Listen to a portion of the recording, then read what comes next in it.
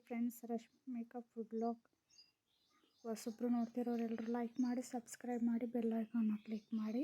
ನಾನು ಇವತ್ತು ನಿಮಗೆ ತೋರಿಸ್ಕೊಡ್ತಿರೋದು ಪಿಜ್ಜಾ ಸಾಸ್ ಹೇಗೆ ಮಾಡೋದು ಅಂತ. ಇದು ಸೇಮ್ ಡೊಮಿನೋಸಲ್ಲಿ ಹೇಗೆ ಮಾಡ್ತಾರೆ ಆ ಥರನೇ ಮಾಡ್ತಿರೋದು. ಸಕ್ಕರೆ 1 ಟೇಬಲ್ ಸ್ಪೂನು, ಒಂದು bowl tomato puree, ginger garlic paste 1.5 tablespoon, peri peri powder 1 tablespoon, oregano 1/2 tablespoon, ಬೆಣ್ಣೆ ತೊಗೊಂಡಿದ್ದೀನಿ. ಆಮೇಲೆ ಚಿಲ್ಲಿ ಪೌಡರ್ ಬಂದು 1 ಟೇಬಲ್ ಸ್ಪೂನ್ ತೊಗೊಂಡಿದ್ದೀನಿ. ನಾನು ಆ ಥರ ತೊಗೊಂಡಿರೋದು ಚಿಲ್ಲಿ ಫ್ಲೇಕ್ಸು ಮತ್ತು ಪೆರಿ ಪೆರಿ ಪೌಡರ್ ಆ ಕಂಪ್ನಿದು. ಆರಿಗ್ಯಾನೋ ಆ ಕಂಪ್ನಿನೇ. ಇವಾಗ ಹೇಗೆ ಮಾಡೋದು ಅಂತ ನೋಡ್ಕೊಳ್ಳಿ.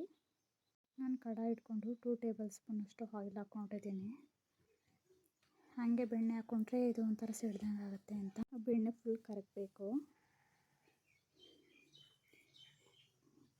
ಕರಗೋ ಗಂಟ ನಾವು ಸ್ವಲ್ಪ ಹಾಗೆ ಫ್ರೈ ಮಾಡ್ಕೊಳ್ಳೋದು. ಅದು ಕರಗಿದ ಮೇಲೆ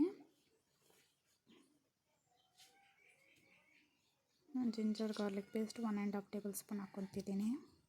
ಆಮೇಲೆ ಟೊಮೆಟೊ ಪ್ಯೂರಿ 1 ಬೌಲ್ ಅಷ್ಟು ಹಾಕ್ಕೊಂಡಿದ್ದೀನಿ. 2 ಬೌಲ್ ಅಷ್ಟಾದರೂ ಹಾಕ್ಕೋಬೋದು ಸೇಮ್ ಇಂಗ್ರೀಡಿಯೆಂಟ್ಗೆ.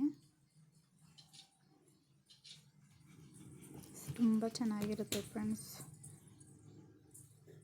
ಸುಮ್ಮನೆ ಹೊರಗಡೆ ತೊಗೊಳ್ಳೋ ಬದಲು ನಾವೇ ಮನೇಲಿ ಮಾಡ್ಕೋಬೋದು. ತುಂಬ ಸಿಂಪಲ್ ಆ್ಯಂಡ್ ಈಸಿ ರೆಸಿಪಿ ಇದು. ನಾನು ಏನೇನು ತೋರಿಸಿದ್ದೆ ಆ ಇಂಗ್ರೀಡಿಯೆಂಟ್ ಎಲ್ಲ ಹಾಕ್ತಾಯಿದ್ದೀನಿ. ಚಿಲ್ಲಿ ಪೌಡರ್ ಆಗಿರ್ಬೋದು, ಚಿಲ್ಲಿ ಫ್ಲೇಕ್ಸ್, ಆರಿಗ್ಯಾನೋ ಎಲ್ಲ. ಇದು ಪಿಜ್ಜಾ ಸಾಸು ಚೆನ್ನಾಗಿ ಬೇಯಿಸ್ಕೊಬೇಕು, ಕಲರ್ ಚೇಂಜ್ ಆಗೋಗಂಟ. ತುಂಬಾ ಚೆನ್ನಾಗಿರುತ್ತೆ. ಫ್ರಿಜ್ಜಲ್ಲಿ ಎಷ್ಟು ದಿವಸ ಆದರೂ ಇಡ್ಬೋದು, ಏನೂ ಆಗೋಲ್ಲ.